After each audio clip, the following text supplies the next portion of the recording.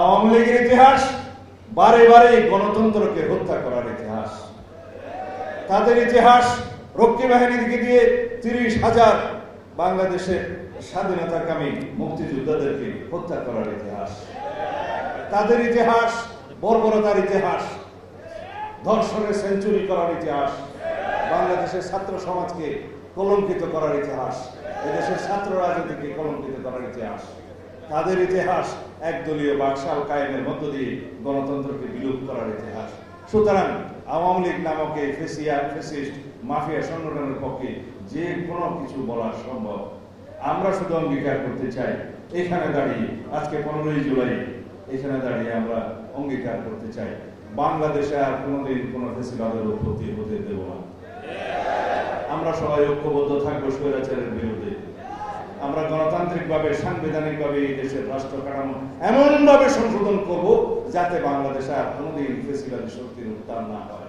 আজকে ফ্যাসিবাদী স্বৈরাচারী হাসিনা একটি দেশে, তার অবশ্য নিজ দেশে যে আশ্রয় গ্রহণ করেছে, ওখান থেকে বড় বড় কথা বলছে।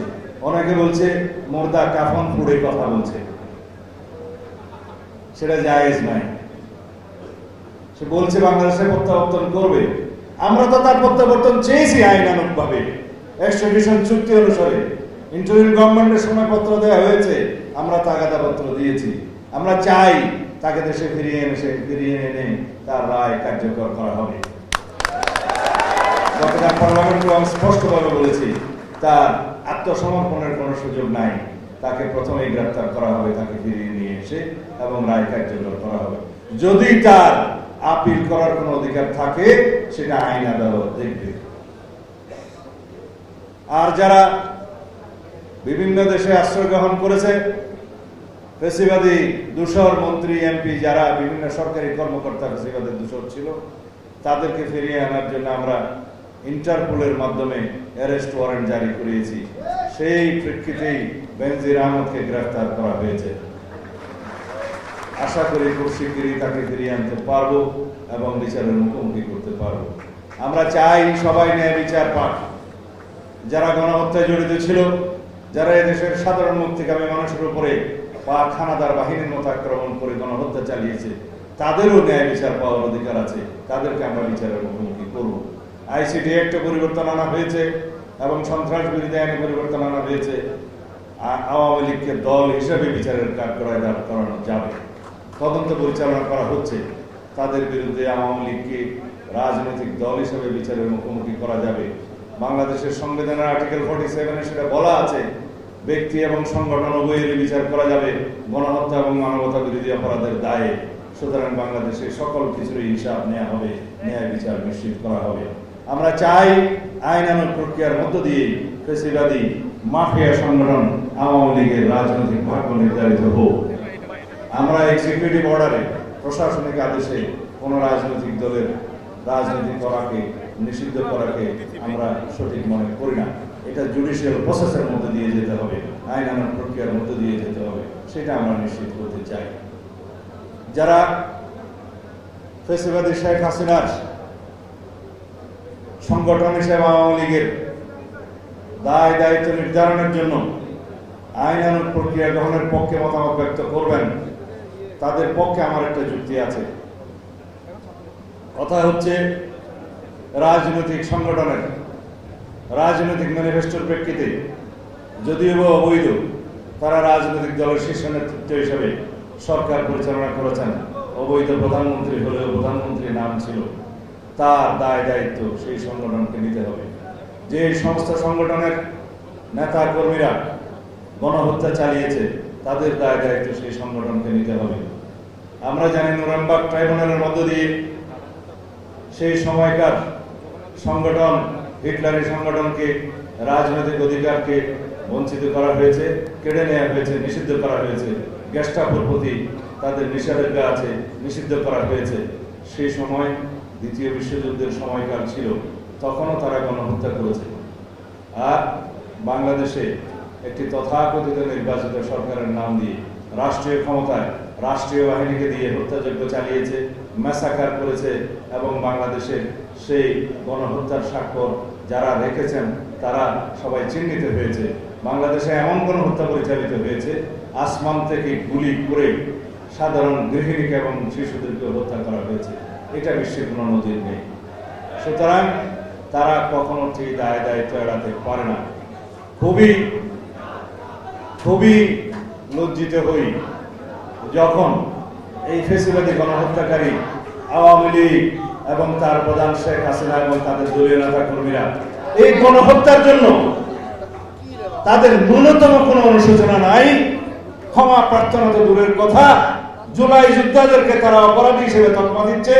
তারা বলছে যে জঙ্গিবাদী তৎপরতার মধ্য দিয়ে তাদেরকে নাকি রাষ্ট্র ক্ষমতা থেকে সরিয়ে দেওয়া হয়েছে।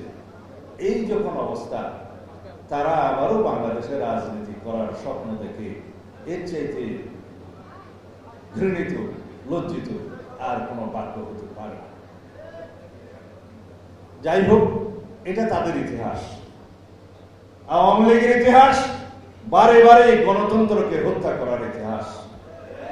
তাদের ইতিহাস রক্ষী বাহিনীকে দিয়ে 30,000 বাংলাদেশের স্বাধীনতাকামী মুক্তিযোদ্ধাদেরকে হত্যা করার ইতিহাস। তাদের ইতিহাস বর্বরতার ইতিহাস, ধর্ষণের সেঞ্চুরি করার ইতিহাস, বাংলাদেশের ছাত্র সমাজকে কলঙ্কিত করার ইতিহাস, এদেশের ছাত্র রাজনীতিকে কলঙ্কিত করার ইতিহাস। তাদের ইতিহাস একদলীয় বাকশাল কায়েমের মধ্য দিয়ে গণতন্ত্রকে বিলুপ্ত করার ইতিহাস।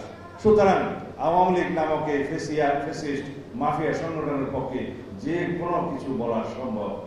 আমরা শুধু অঙ্গীকার করতে চাই, এখানে দাঁড়িয়ে আজকে 15ই জুলাই এখানে দাঁড়িয়ে আমরা অঙ্গীকার করতে চাই, বাংলাদেশে আর কোনোদিন কোনো ফ্যাসিবাদের উৎপত্তি হতে দেব না। আমরা সবাই ঐক্যবদ্ধ থাকবো স্বৈরাচারের বিরুদ্ধে। আমরা গণতান্ত্রিকভাবে, সাংবিধানিকভাবে এই দেশের রাষ্ট্র কাঠামো এমনভাবে সংশোধন করব যাতে বাংলাদেশে আর কোনোদিন ফ্যাসিবাদী শক্তির উত্থান না হয়, উৎপত্তি না হয়, উৎপাত না হয়। বাংলাদেশের ছাত্র সমাজকে আমরা কলঙ্ক মুক্ত করব, যে এক সময় এই দেশে একটি মাফিয়া ছাত্র সংগঠন ছিল যারা এই দেশের ছাত্র সমাজকে কলঙ্কিত করেছে।